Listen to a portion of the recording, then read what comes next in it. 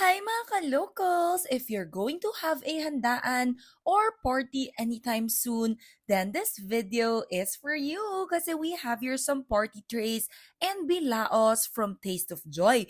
But syempre, inuna ko talaga yung crispy pata nila. Hoy, in fairness dito, even though it's delivered, very crunchy pa rin siya. Ang sarap niya ha, even without sauce. I love mga ka-locals, but syempre, even better with their sauce.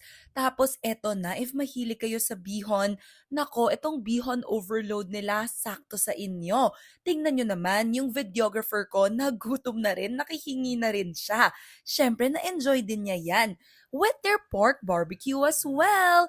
Alam nyo, saktong-sakto talaga to sa handaan kasi lahat ng classic favorites natin, meron sila. Tingnan nyo naman, they also have this palabok. Tapos sa mga mahilig sa japchae, nako, meron din sila mga Korean food for you.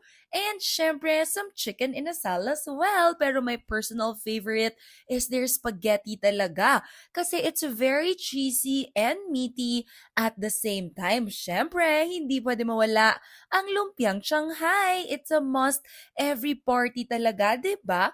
Kaya naman if you're looking for something to prepare for your upcoming handaan, check out Taste of Joy.